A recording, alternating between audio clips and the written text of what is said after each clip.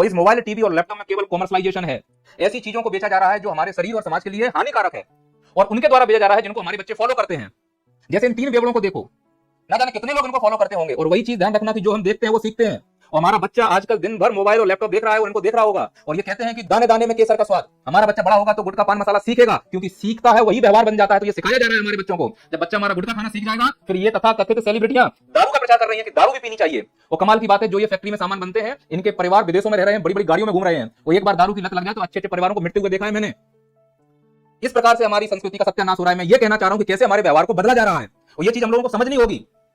दारू पीने के बाद जुए खेलने की व्यवस्था कर दी गई है, गैम्बलिंग ऐप ला दिए गए हैं घर घर में। सट्टा लगाइए आप दिन भर रात भर। ये अपने आप को बोलते हैं हम भारत के लिए खेलते हैं, अपने आप को बोलते हैं कि हम भारत माता के लिए काम कर रहे हैं। अरे ये तथा कथित राष्ट्रवादी हैं, ये अपने लिए खेल रहे हैं। और क्रिकेट कब से भारत का खेल हो गया है, पर अपना चेहरा चमका के इस प्रकार से हम लोगों को जुआ खेलना सिखाया जा रहा है।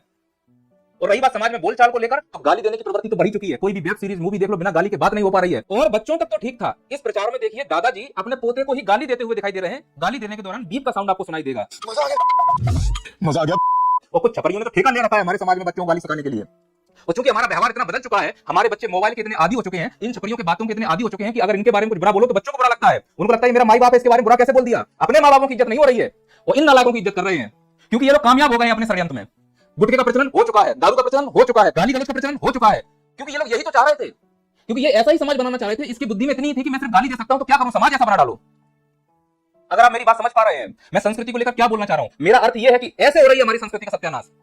तो ये तो हमारा केवल लहजा बदला गया है, हमारे पहनने का स्टाइल, हमारे उड़ने का स्टाइल, हमारे खाने का स्टाइल सब बदला जा रहा है। और वो समय दूर नहीं कि भारत की संस्कृति विलुप्त हो जाएगी और हम पश्चिमी सभ्यता का चादर ओढ़कर चल रहे होंगे। हमें पता नहीं चलेगा हम कब बदल गए, कब भारत की संस्कृति कल्चर बन जाएगा, पता नहीं चलेगा।